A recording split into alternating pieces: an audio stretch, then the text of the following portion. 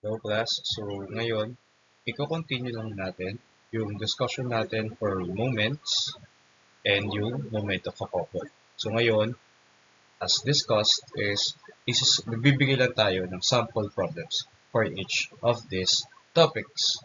So we have here moment of a force about a specified axis and moment of a couple. So unahin natin of course is yung moment of a force about specified axis. So we have here our example.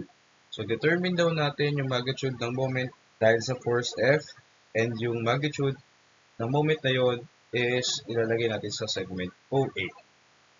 Ito yung figure. Okay? So meron tayong force F na may magnitude na 300 newtons and it has a certain direction. Ito yung line of action na pwede nating sundan, C to D. Okay? Ngayon, kailangan natin hanapin yung moment na magagawa nitong F. Okay? And we know to get the moment, and lalo na sa 3D, pwede natin gumamit ng vector analysis. So si vector analysis, we would need to use the vector cross product. Si vector cross product is, kaya kailanganin pa natin ng isa pa, which is yung position vector. So sa position vector, meron tayong maraming pwedeng gamitin na position vector. Okay? So sa position vector, we have 4 here na pinakita sa figure. ROD, RAD, ROC, and RAC. Unahin natin si ROD and ROC. You remember, may line of action si ating force. And as I said during discussion, we have stated na pwede tayong mag-moment or gumamit ng R, position vector R, as long as tatama tayo dun sa line of action. And nagkataon is from point O yun. Ngayon, sa A naman, or yung AD and AC, pwede din natin siyang gamitin kasi yung hinahanap naman natin magnitude is along segment OA, or about the segment OA. So, pwede dito, or any point within this line OA, pwede tayong mag-move. Okay? So, let's see. Ngayon, kunin muna natin si vector F. So, si vector F, guys, of course, we have yung magnitude multiplied by the unit vector. So, unit vector is, we remember, position vector divided by its magnitude. Okay? So, meron tayong 300 newtons as its magnitude. Okay? Then, dun tayo sa position vector ni point CD, from C to D. Okay? So, meron tayong 0.4i. 0.4i. Bakit? Kasi, meron tayong 0.5 dito and minus 0.1. Okay, kaya siya naging 0.4r. Kasi pumunta tayo, nag-advance tayo ng 0.4 along the x-axis. Sa 0. Tapos next is minus 0.4j. Kasi nga, galing sa C, pumunta ka sa D na merong 0.4 distance and papunta sa negative direction ng y. So, then sa K natin, we have 0.2 K kasi nga may given naman tayong 0.3 na height sa C, then yung height ng D is 0.5. So, minus lang na. Okay, and umakyat nga kasi siya. Bakit siya? So, understandably, dapat. Then, of course, its magnitude is pwede natin makuha from its coefficients lang. Okay, and using what we have always used, ay makukuha tayo Pythagorean and may makuha tayong magnitude. So, if we want to simplify this, if you want to do it on your own, paki-pause na lang yung video para magawa nyo yung each component ng IJK before I move on sa next slide. If you to simplify na yung force vector F natin, magkakaroon tayo ng 200i minus 200j plus 100k. Ngayon, pwede na rin natin kunin si ROC. So, ano nga ba yung sabi ko kanina gagamitin si ROC? Or is the position vector ng OC. So, from the origin or point O papunta sa C. So, meron tayong 0.1i. Okay, so, dito tayo sa may dimensions para makita. 0.1i kasi meron tayong 0.1 meter dito. Then, negative or minus 0.4j. Kasi nga, meron tayong from point O to C na 4 meter. 0.4 meter. Then, lastly, we have gone up. Okay, we have gone up na 0.3 meters.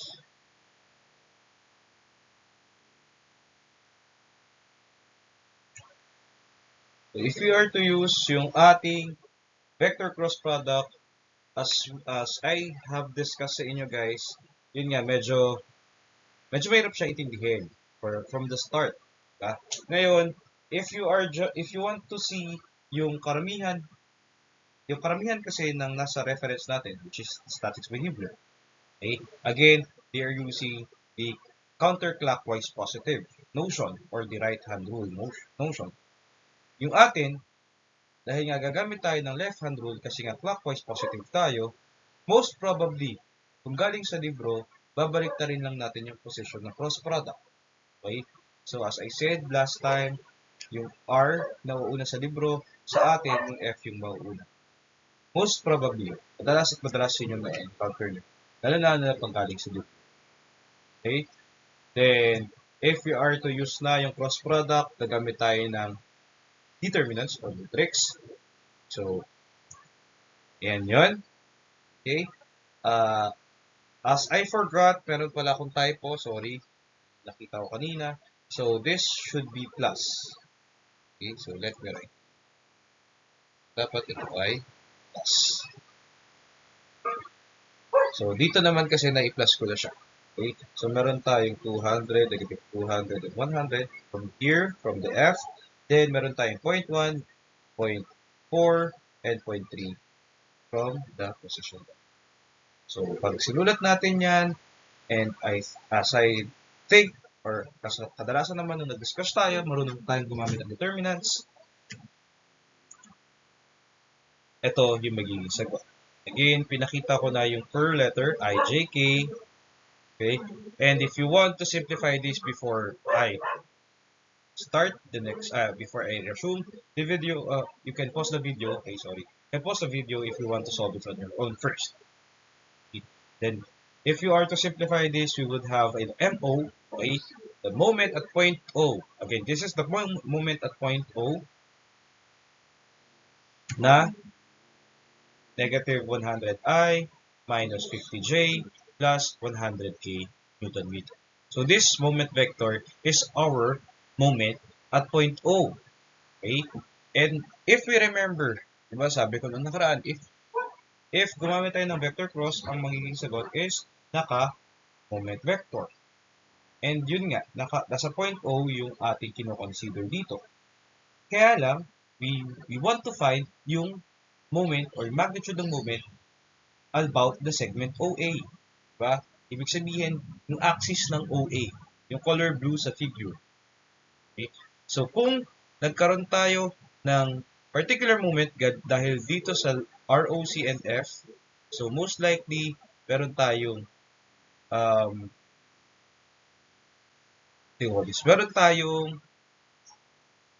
particular line na magagawa dyan, di ba? Kasi dapat perpendicular. As I said, dapat perpendicular yung makuha natin dito. Diba? And if we use dito yung MO na nakuha natin, so most likely, ang direction niya is to the negative X, negative Y, and positive K. So malamang sa malamang, let me try to draw the line. So malamang sa malamang, ipapunta siya sa pataas pero opposite ng I and ng X and Y. So siguro mga ganito yung itsura. Okay? So forgive me for the crude drawing. Kaya naka-mouse lang kasi ako. So now, we assume na yan yun. We assume yung color red, yan banda yung kasi kapag gumamit ka ng left hand rule, yan banda yung ating magiging sagot. magiging moment. Ngayon, yung color red na yan, we want to project it to the point so the axis OA, diba? And if we are to use or we are to project a vector to another vector, we will use dot product.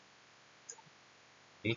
So, paano gumamit ng dot product? Kailangan muna natin kunin si unit vector ng OA. Yung color blue na line, may unit vector yan. So, kunin muna natin siya and we will use yung position vector ng OA divided by its magnitude.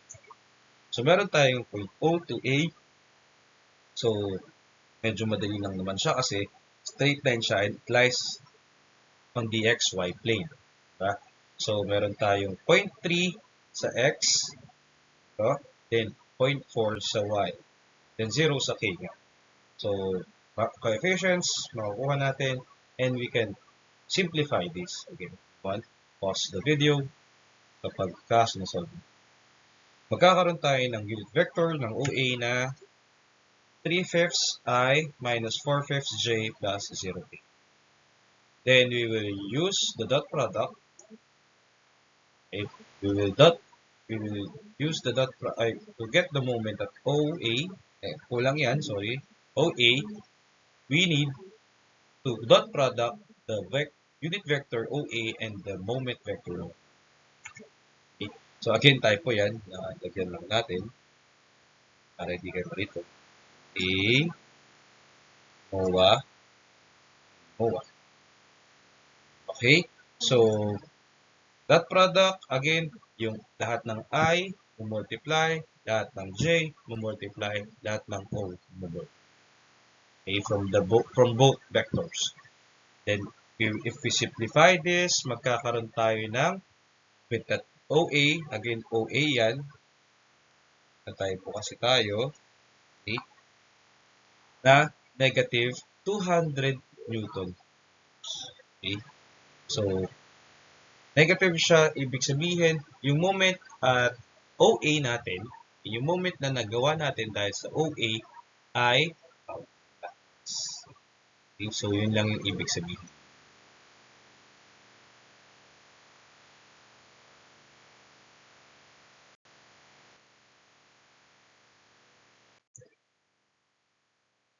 Now, we will try to do a sample problem ng moment of a couple.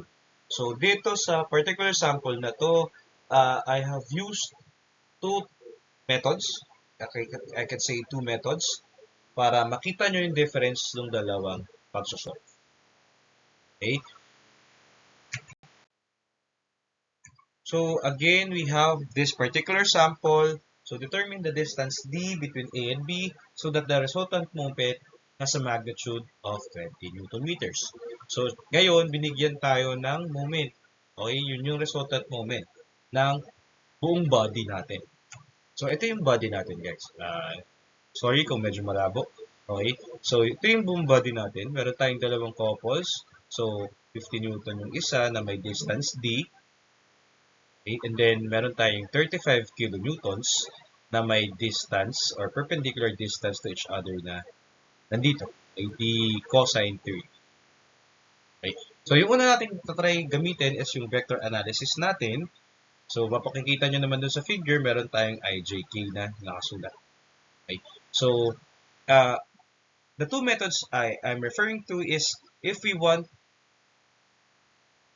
either use the moments na magagawa ng each couple, so yun yung isa, then yung isang pwede nating sample na gamitin is we will treat each couple or each of the couple into separate forces. Okay, yun yung dalawang method na tinutukoy ko. Yung isa is yung couples yung gagamitin, yung isa is yung isa-separate lang natin yung kada couple. Okay, so in this particular case, we can either use two couples or four forces.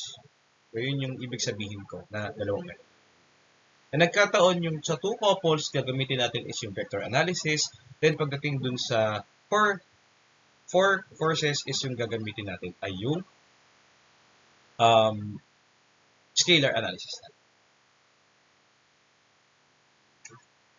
So, let's try to understand guys kung ano yung gagawin na each couple natin. Okay, so naglagay ako ng circle dyan to understand na yan yung rotation na mangyayari dahil sa moment moment natin sa I remember this is yung 50 kilonewtons. 50 newtons. So medyo magulo lang yung drawing pero ginamit ko kasing distance guys is ito. Okay, 'di ba? Yan yung distance ng 50 sa isa't isa or yung couple natin na may 50 newtons sa yung distance. And if you remember, ang couples is ang moment na magagawa niya is the force times distance lang, di ba? So if we remember also, kapag gumamit tayo ng left hand rule, okay, left hand rule, makikita nyo ang clockwise niyan ay pag ganito. Diba? Clockwise siya eh. Ito yung arrow sa isa, yung arrow sa isa. So, pa-clockwise siya. So that would mean dapat pataas yung magiging pataas dito sa drawing na to yung ating moment. So naglagay na lang din ako ng representation. So mga bandang ganyan siya. Okay? Then nilagay ko lang siya para palatandaan ng everyone. Ngayon, let's try to get the moment. Okay, yung moment, unahin natin yung moment dahil sa 50 newtons. So if we write yung red line na to, that is the R natin, di ba? RAB. Yan yung R natin dahil sa 50 newtons.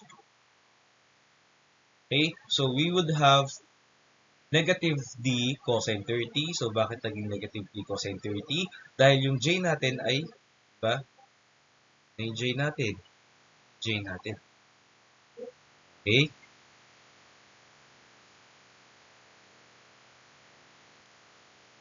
Then, meron tayong K or yung pag-move sa taas, ito, diba? Itong part na to eh. Yung value niyan or magnitude, tama, yung value niyan is D sine 30 na pataas. Okay? Kasi from A to B tayo. From A to B. Kaya siya nag-negative sa J and nag-positive sa K. Ngayon, we can treat kasi guys, ang isang vector, ang isang couple, if you are to moment, sabihin natin mag-moment ako sa point A. Diba? Mag-moment ako sa point A. Mawawala na yung isang 50 newtons. Diba? Ang magkakaroon lang tayo is yung negative 50 newtons. So, yun yung idea ng nagko-couple tayo dun sa moment na itself. Nag-moment tayo within the couple na itself. So, going back, kinuha natin is RA. Kinuha natin is si RAB. Then, if you are to simplify this, magkakaroon tayo ng negative 3, square root of 3 over 2 dj plus 1 half dk. Okay, so, as easy lang yan, pabayaan muna natin siya. Ngayon, kunin natin yung vector f natin. So, vector f natin, I have put it 1, okay, kasi dalawa yung forces natin or dalawa yung forces natin ng couple. Diba? So, meron tayong F1. So, F1 nilagay ko and negative I kasi nga, ito yung ginamit natin guys dahil dito tayo sa A nag-moment. Diba? A to B, yung ating RAB. So, dapat dito yung start, finish. Then, dito dito banda yung force mo. So, kaya, negative 50I yung ginamit natin.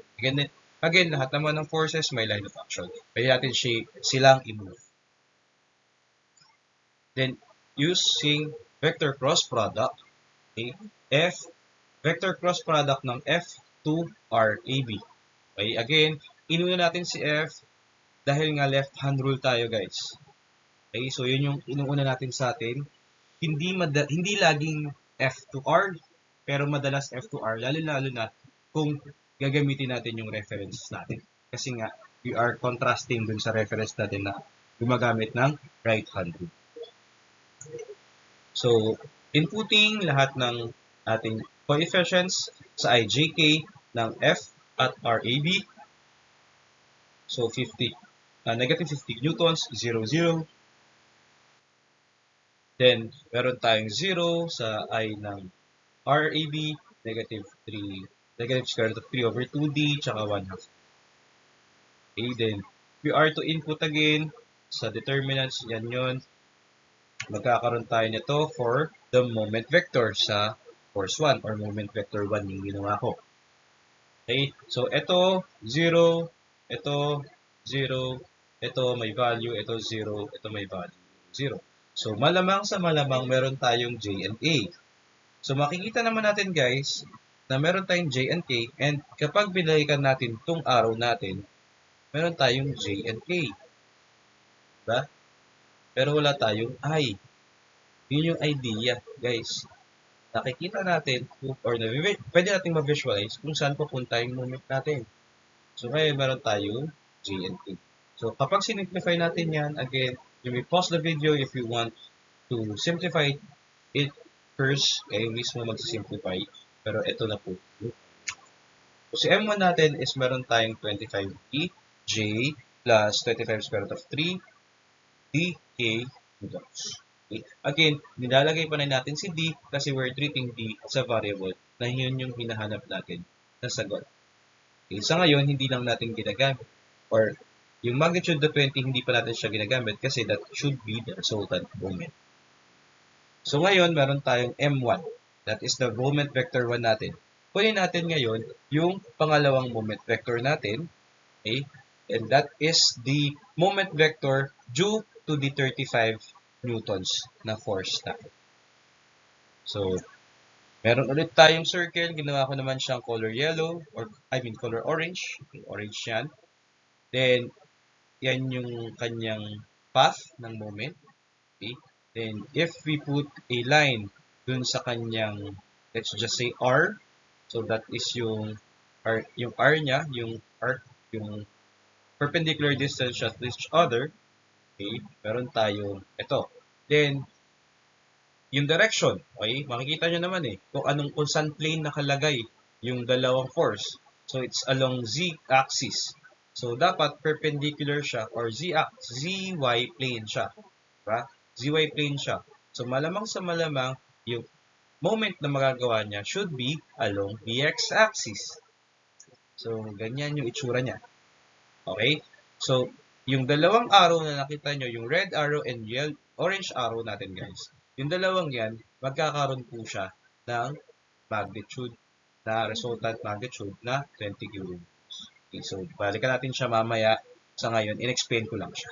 So, let's again get the RAE. So, let's just say, ginamit ko kasing variable as I remember is AE guys. Kasi, naglagay ako ng variable dito para ma-specify kung saan papunta yung moment arm na ginamit natin for 35 minutes. So, RAE ang ginamit ko. Okay, so meron kang negative D cosine 30J kasi nga from A to E. Yun lang naman. Wala naman siyang iba, di ba? Wala siyang I, wala rin siyang Z. So, yun na yun.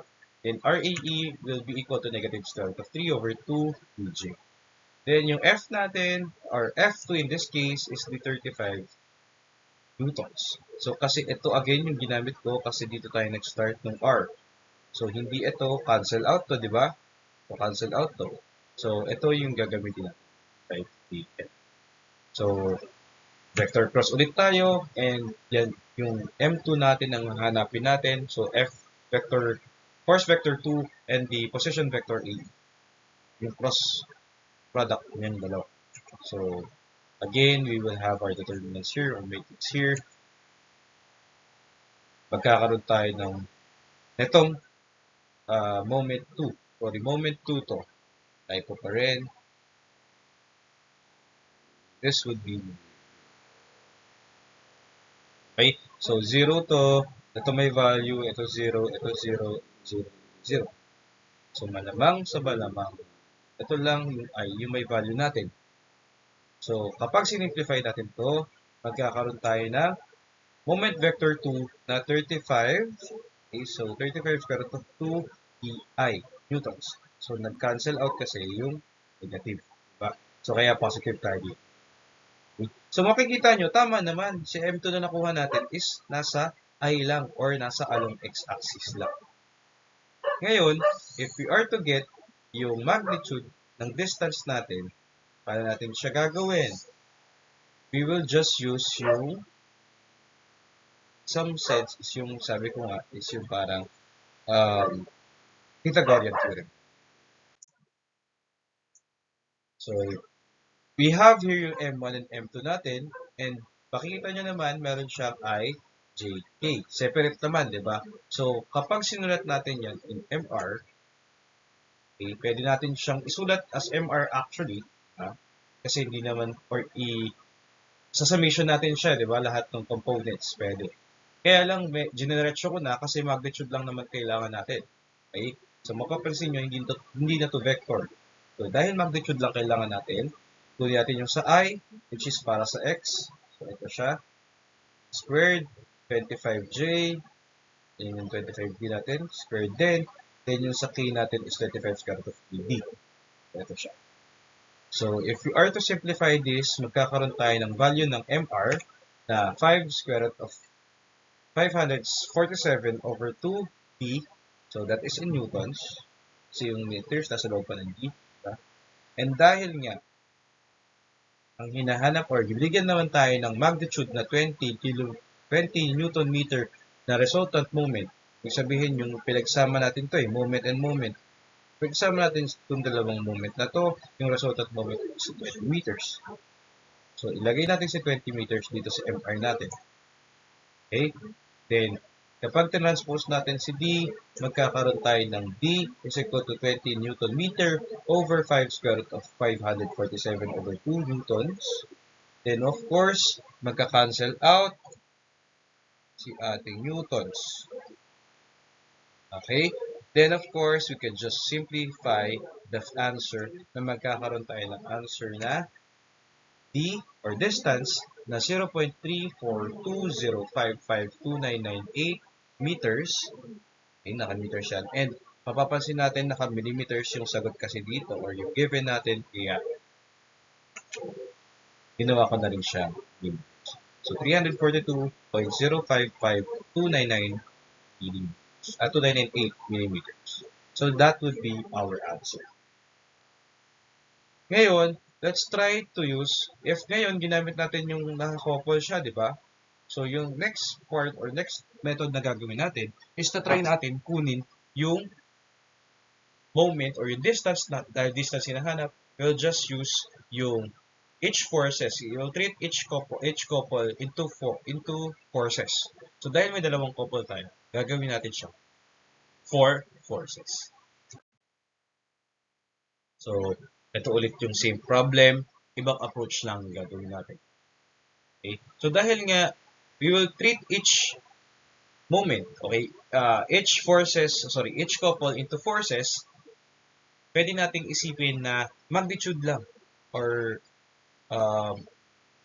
dahil nga makikita rin natin sa figure na puro perpendicular distance naman meron tayo, or we can get the perpendicular distance, pwede tayong mag-magnitude na lang din agad or scalar analysis. Same time, scalar analysis po ito ha. Ngayon, MR natin, nire-rate ko lang yung values ng MR natin or yung formula natin for MR, which is yung MR will be equal to square root of M2 plus M12 plus MC. So, dito rin ma-apply natin guys. Dito rin ma-apply natin na dahil nga gusto nating hanapin yung moment at each axis, okay, hanapin natin yung moment about the axis itself, not just the point. So, na-apply natin yung previous topic. So, to simplify this, pwede nating hanapin nga again yung each moment or each moment kada axis dahil sa forces na meron tayo. Okay? So, unahin natin si summation moment x. So, nagkaroon ako ng value dyan, pasensya. Pero let me explain it. Kapag ka nag-moment ka kasi to a particular axis, not necessarily XYZ, to a particular axis, if po parallel, okay, parallel yung forces dun sa axis na yun, you would not have a moment. Okay, hindi ka magkakaroon ng moment pag parallel. At the same time, if perpendicular mismo, okay, if perpendicular or tatama through the line or the axis itself, yung force, then wala tayong perpendicular distance, maka-cancel out din si moment. So, let me give you an example. Sa x-axis, so this is our x-axis, this is our x-axis, tama? So, mag-drawing lang online para mas makita. So, ito yung x-axis natin. Okay? So, si x-axis natin, mawawala na si 50 newtons at si negative 50 newtons. Bakit? Hindi naman siya iikot sa linyang x eh. Diba? Hindi siya iikot sa linyang x. Hindi dahil, kumbaga sa yung forces na yan, hindi iikot yung body dahil along the x-axis. Kasi dapat ang ikot natin pa ganito eh. Kasi ito yung x-axis eh. Bagay iikutan natin yan. Dahil nga parallel yung dalawang 50 sa kanya, it would not make a movement. And another thing, dahil nga, as you can see, yung negative 35 natin na pababa is tatama sa x-axis. Hindi rin niya papaikutin yung body along the x-axis. So, ang tanging natitira natin is the 35 newtons natin. Okay? Sa ngayon guys, hindi ko na binavalue yung IJK ha kasi naka-scalar tayo. Ngayon, if we get or simplify this, dahil nga magsasummation lang tayo ng moments. Sabi ko nga, di ba, as a force. So 35 newtons meron tayo and we need to get yung perpendicular distance.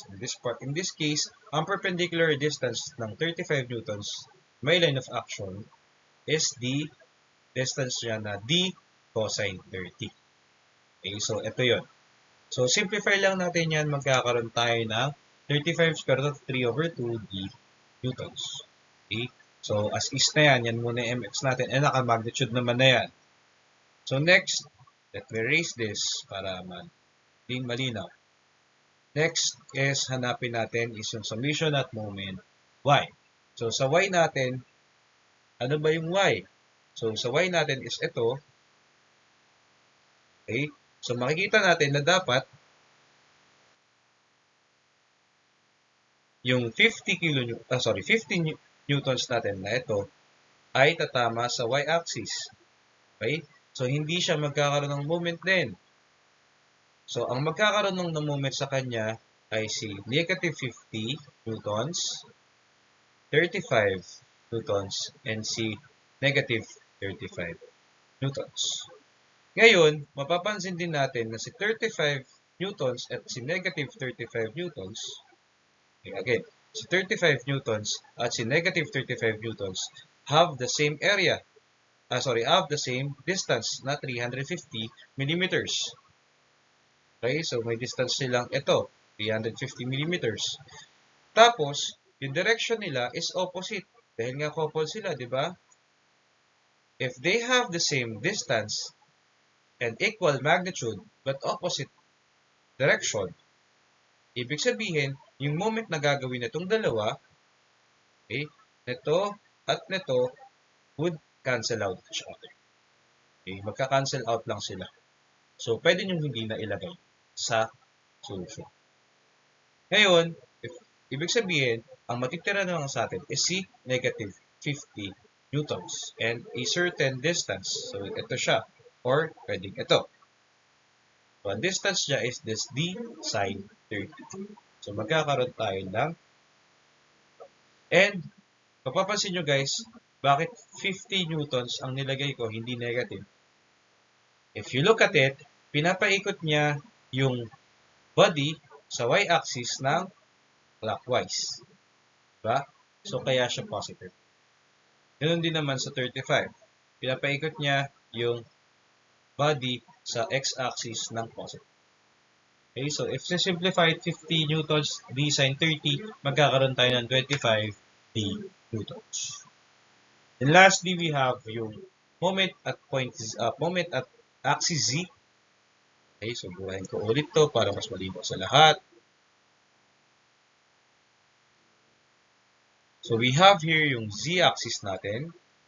Okay, so ito mga-cancel out, ito mga-cancel out dahil parehas silang nasa z-axis, diba? Parehas sila. So they would not do us a favor or hindi tayo magkakaroon ng moment sa kanya. Then kahit itong 50 newtons ay hindi magkakaroon ng moment dahil it intersects along the z-axis. So, ang tanging meron lang tayo again is ito. Okay? And if you look at it, pinapaikot niya ulit tayong body natin ng clockwise along the z-axis. Kaya positive.